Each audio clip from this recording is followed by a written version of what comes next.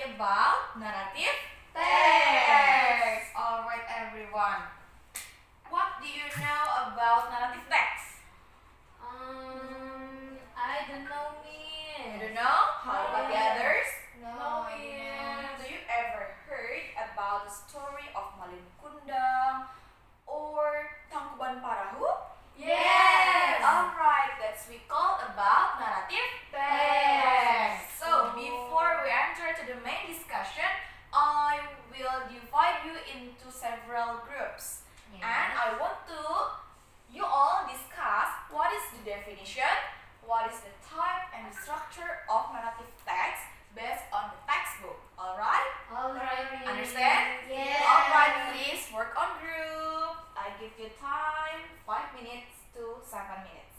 Okay. Okay, please search about the definition, the type and the structure.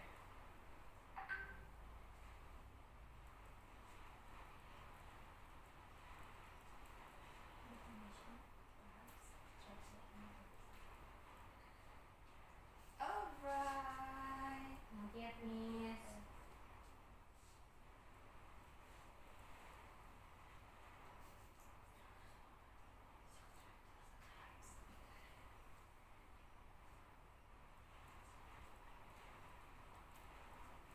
Okay, take a look your textbook. Where is your textbook? Okay, have you found it on your textbook? What is the definition of narrative text? Yes. Alright. I want one by one to tell me what is the definition, what is the type, and what is the structure based on your group work. Okay. I'm going to call Nurul Aini. Yes, What is the Miss. definition of narrative text? Narrative text is a form of writing that tells a story or recount events, either real or fictional. Alright, good job. How about the types of narrative text, Gisna? There are fables, fairy tales, legend, Legend, mysteries, mysteries, adventure stories, and personal stories. personal story. Alright, you're doing great. Thank you, Gisna. And how about the structure of narrative text? There Nadira, are orientation, orientation, complication, complication, resolution, resolution, and coda is optional. coda it's optional. Thank you all. Yay. Alright, we're going to the main discussion. After you discuss with your group what is the definition, what is the type, what is the structure, and here we go. All your answer is true, but we will discuss it more deeply. Definition of narrative text is a type of text to tell a story that has a series of connected chronological event. Jadi narrative text adalah teks yang menceritakan sebuah cerita yang mana ceritanya tuh nyambung, punya chronological event. Apa itu, Miss, chronological Chronological event? itu ada chronological event itu adalah kejadian yang berurutan. So, setelah kita tahu the definition, jadi apa purpose-nya? Apa tujuannya? Untuk apa ada narrative text? Ada yang tahu? To entertain the reader. Alright, good job. The purpose of narrative text is to entertain. What is the meaning of to entertain? Menghibur. Untuk menghibur. Jadi, narrative text itu adalah cerita yang dikarang biasanya. Jadi biasanya bukan real story. Most of the narrative text is not a real story. So the purpose is to entertain, untuk menghibur orang atau the reader about the tale or stories. Does it? Okay, did you get it? Yes. Alright. We're going to the next point. Like Gisna say that the genre of narrative text or the type is mysteries, fable, and etc. Yes. Here we go. There are 8 of genre or types of narrative text. The first one is fairy tale. What do you know about fairy tale? Dongeng. Yes. What is the example?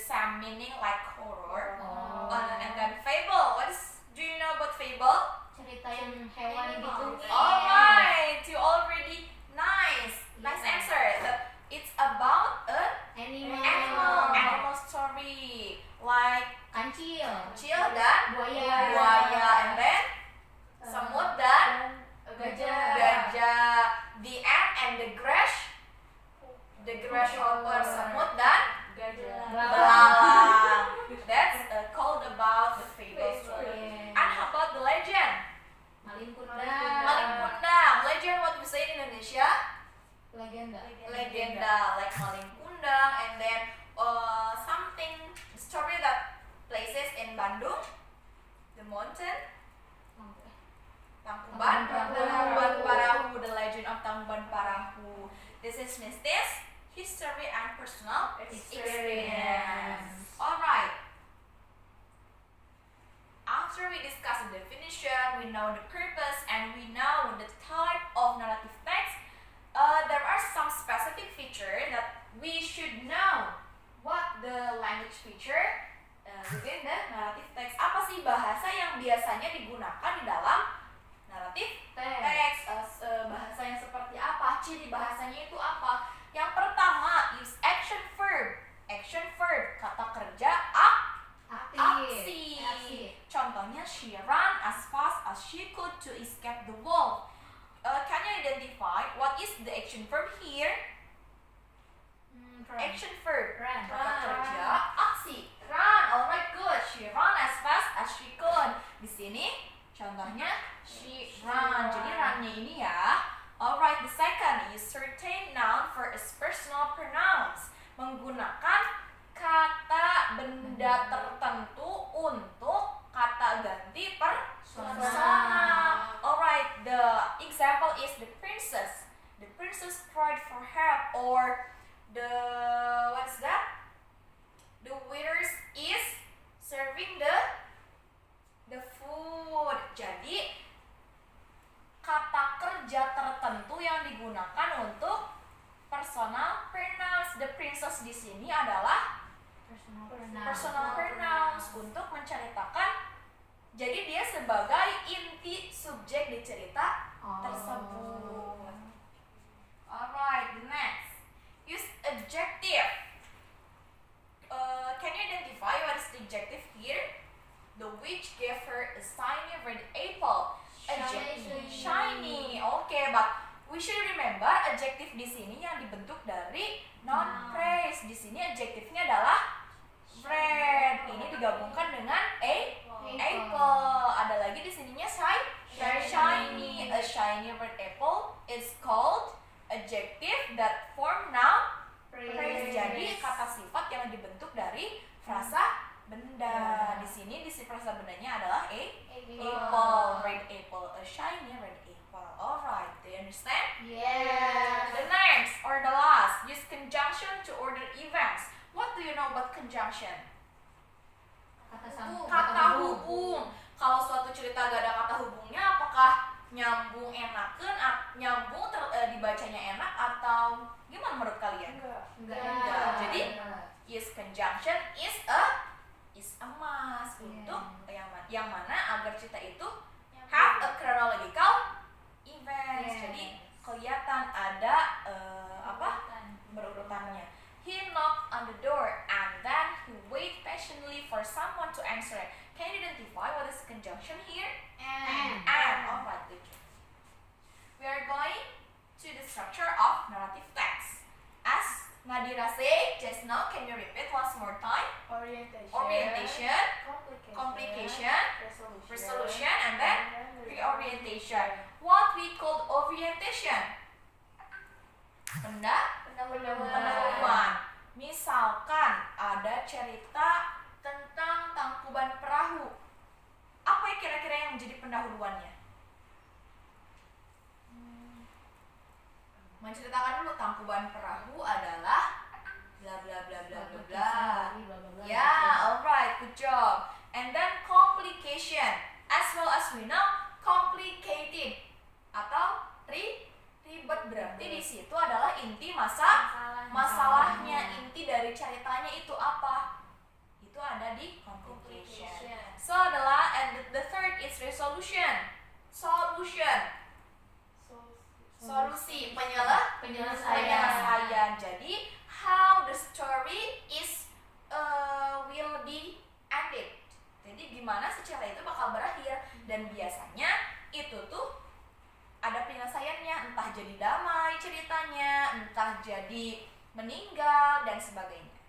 And then Nadira menyebutkan yang terakhir structure-nya adalah coda. What we call coda?